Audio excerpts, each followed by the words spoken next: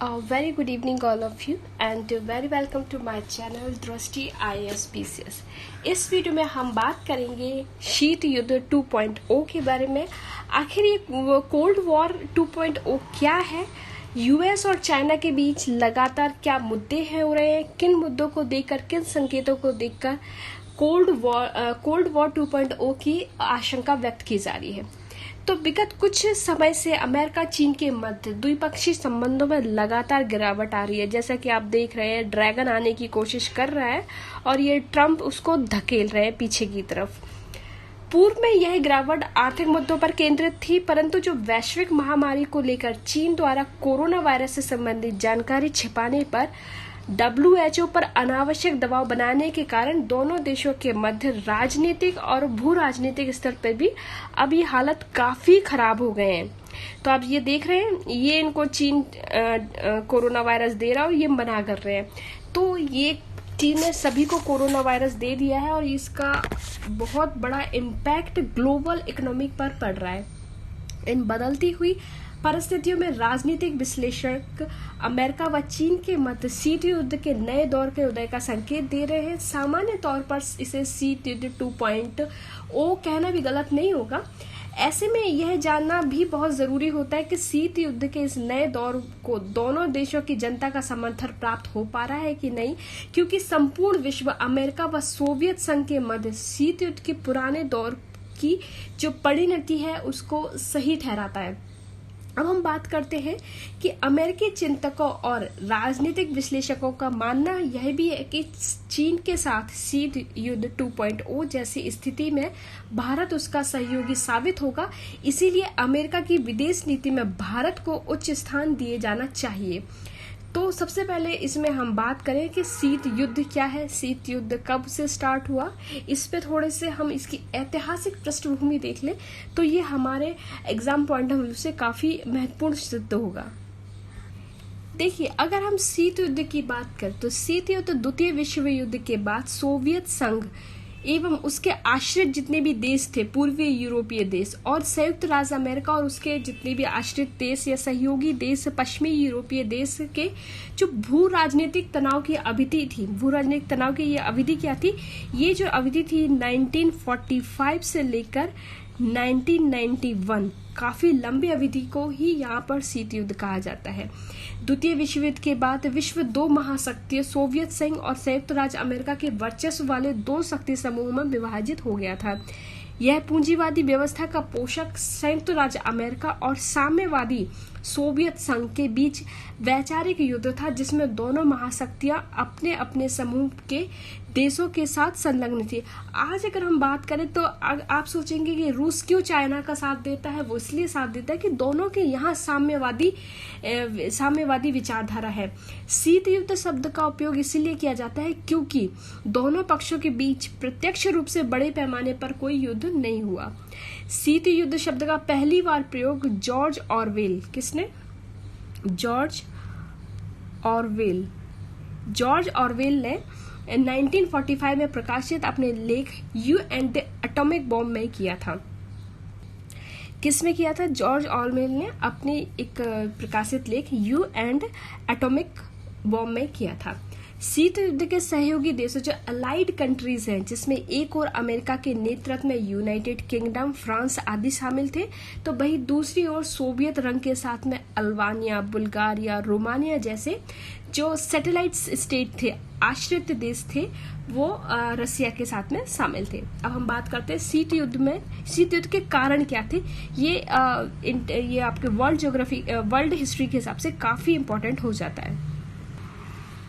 अगर शीत युद्ध के कारण की बात करें तो पोलैंड की सीमाओं के निर्धारण के संबंध में सोवियत संघ चाहता था कि पोलैंड के एक भाग सोवियत संघ की सीमा से जो लगा हुआ है उसे बफर जोन के रूप में बनाए रखा जाए, किंतु संयुक्त राज्य अमेरिका और ब्रिटेन इस मांग से सहमत नहीं थे।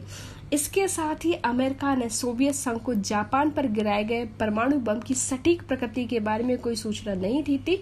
इसने सोवियत संघ के अंदर पश्चिमी देशों की मंशा को लेकर एक संदेह पैदा किया, जिसने गठबंधन संबंध को भी कटु बनाया। ट्रूमैन सिद्धांत सोवियत संघ के साम्यवादी और साम्राज्यवादी प्रसारों पर नियंत्रण की एक अमेरिकी नीति थी। जिसमें दूसरे देशों को आर्थिक सहायता प्रदान करने जैसे विविध उपाय अपनाए गए थे। इतिहासकारों का मानना है कि इस सिद्धांत के बाद ही शीत युद्ध के आरंभ की आधिकारिक घोषणा की गई। ठीक है, किस सिद्धांत के बाद? ट्रूमैन सिद्धांत के बाद। जैसा कि आज चाइना कर रहा है, चाइना की जो विस्तारवादी नीति है पहले ही ऐसे ही कुछ रशिया की थी, इसीलिए रशिया चाइना को आज इतना सपोर्ट करता है। द्वितीय विश्व युद्ध के बाद सोवियत संघ द्वारा स्वयं को उसके आश्रित पूर्वी एवं मध्य यूरोपीय देशों को पश्चिमी एवं अन्य गैर साम्यवादी देशों के साथ खुले संपर्क से अलग रखने के लिए एक राजनीतिक, सैन्य और वैचारिक अवरोध खड़ा किया गया, जिसे आयरन कर्टेन कहा गया था। क्या कहा गया था? Iron curtain. तो ये था आयरन कर्टेन। एक बार हम आयरन कर्टेन को फिर से मैं आपको बता दूं। आयरन कर्टेन यूएस की एक नीति थी जिसके तहत दूसरे विश्व युद्ध के बाद सोवियत संघ को और उसके आश्रित पूर्वी और मध्य यूरोपीय देश है उनको अलग करने के लिए, राजनीतिक, सैन्य और वैचारिक रूप से अलग करने के लिए एक पर्दा नहीं गिराया जाता है। ऐसे ही आयरन मतलब एक लोहे का पर्दा लगाते हैं जिसको वो भेद ही ना पाए। तो ये था एक आयरन कर्टेन। अब हम बात करें शीत युद्ध 2.0 क्या है। ये बहुत इंपॉर्टेंट है, शीत युद्ध 2.0। तो देखिए, संयुक्त राज्य अमेरिका व जनवादी गणराज्य चीन के मध्य प्रारंभ हुआ व्यापार युद्ध अब जुबानी मतलब वर्बल स्पर्ट के में परिवर्तित हो गया है। दोनों ही देशों में समाचार पत्रों, पत्रिका, अंतर्राष्ट्रीय सम्मेलन में एक दूसरे को नीचा दिखाने का कोई अवसर नहीं छोड़ते हैं। राजनीतिक विश्लेषज्ञों का कहना है कि दोनों के बीच चल रहे इस वैचारिक युद्ध को ही शीत युद्ध 2.0 की संख्या दी गई है। वर्तमान में अमेरिका चीन के विरुद्ध अपने सहयोगियों की संख्या में वृद्धि कर रहा है। अमेरिका का सहयोगी ऑस्ट्रेलिया प्रभावी रूप से चीन के साथ अपने व्यापारिक संबंध तोड़ने की दिशा में बढ़ रहा है। इसके बावजूद चीन ऑस्ट्रेलिया के लिए एक बड़ा निर्यात बाजार है। अमेरिका का दूसरा सहयोगी जापान भी चीन के साथ अपने व्यापारिक व आर्थिक रिश्तों को सीमित कर रहा है। उसके बाद अमेरिका के रक्षा विशेषज्ञों का अनुमान है कि चीन के विरुद्ध घेराबंदी में भारत एक अहम सहयोगी साबित हो सकता है। वहीं दूसरी ओर चीन भी रूस के साथ मिलकर अमेरिकी घेराबंदी की तोड़ने का भरकस प्रयास कर रहा है। रूस व चीन दोनों ही साम्यवाद, वैचारिक व सांस्कृतिक धरोहर को साझा करते हैं। इस तरीके से भी देखा जाए तो रूस और चीन के संबंध काफी घनिष्ठ हैं। एशिया महाद्वीप तथा अपने विरुद्ध हो रही घेराबंदी में भारत के प्रभाव को प्रतिसंतुलित करने में चीन को पाकिस्तान का साथ मिल सकता है। इसके साथ ही चीन को उत्तर कोरिया, तुर्की व सीरिया जैसे देशों का भी समर्थन मिल सकता है। तो यहाँ पर एक जो विश्व है दो खेमों में बढ़ जाएगा, जिसका भारी जनधन का नुकसान हो सकता है। अब हम बात करें कि अमेरिका और चीन के मध्य किन किन बातों पर मतभेद है। तो जो सबसे बड़ा मतभेद है वो हाल ही में कोविड-19 संक्रमण व उससे जुड़ी जानकारियां छिपाने को लेकर दोनों ही देशों में कोविड-19 के संक्रमण को लेकर एक दूसरे पर आरोप प्रत्यारोप किए हैं। परिणाम स्वरूप उनके मध्य संबंध तनावपूर्ण हो गए हैं। अमेरिका व चीन के मध्य कुछ वर्षों से व्यापारिक युद्ध चल रहा है जो वर्तमान में चरम अवस्था पर पहुंच चुका है। व्यापारिक युद्ध संरक्षणवाद का नतीजा होता है जिससे अंतर्राष्ट्रीय व्यापार बाधित होता है। इसके लिए एक दूसरे देश से आने वाले सामान पर टैरिफ टैक्स लगा देता है और उसे बढ़ा देता है। इससे आयात होने वाली चीजों की कीमत बढ़ जाती है जिससे वे घरेलू बाजार में प्रतिस्पर्धा नहीं कर पाते और उनकी बिक्री घट जाती है। इसके अलावा बात करें तो हांगकांग में लोकतंत्र के समर्थक के प्रति एकजुटता दिखाते हुए अमेरिका ने हांगकांग मानवाधिकार और लोकतंत्र अधिनियम पारित किया है, जिसके तहत अमेरिकी प्रशासन को इस बात का आकलन करने की शक्ति दी गई है कि हांगकांग में अशांति की वजह से इसे विशेष क्षेत्र का दर्जा दिया जाना उचित है या नहीं। चीन की सरकार ने हांगकांग को उसका आंतरिक विषय बताते हुए अमेरिका को इस अधिनियम को चीन की संप्रभुता पर खतरा माना था।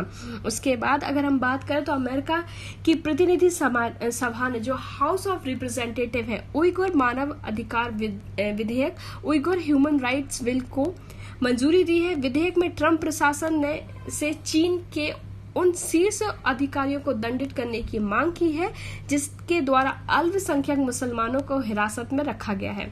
उसके बाद 2019 में अमेरिका ने चीन की एक बड़ी टेक्नोलॉजी कंपनी हुआई पर जासूसी का आरोप लगाते हुए उसे प्रतिबंधित कर दिया है। अमेरिकी इंटेलिजेंस विभाग का मानना है कि हुआई द्वारा तैयार किए जा रहे उपकरण देश की आंतरिक सुरक्षा के लिए खतरा पैदा कर सकते हैं।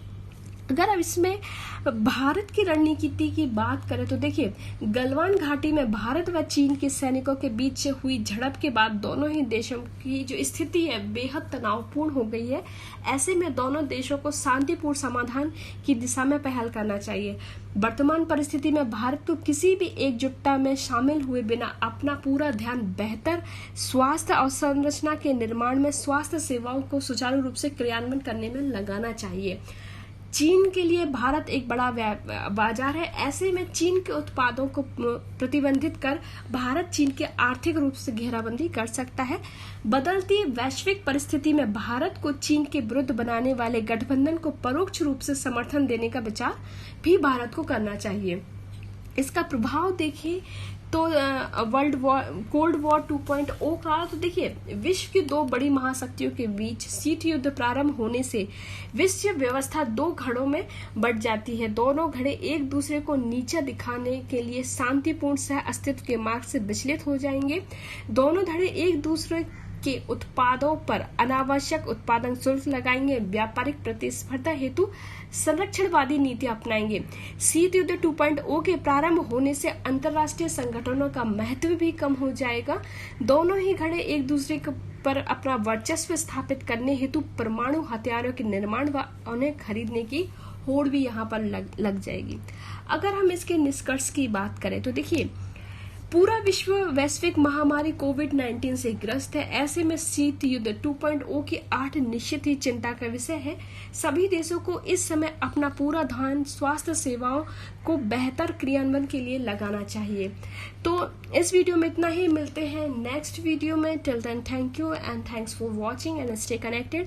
और अगर आप इसी तरीके के वीडियोस चाहते हैं तो please do like and subscribe my channel दृष्टि IAS PCS। So thank you and thanks for watching.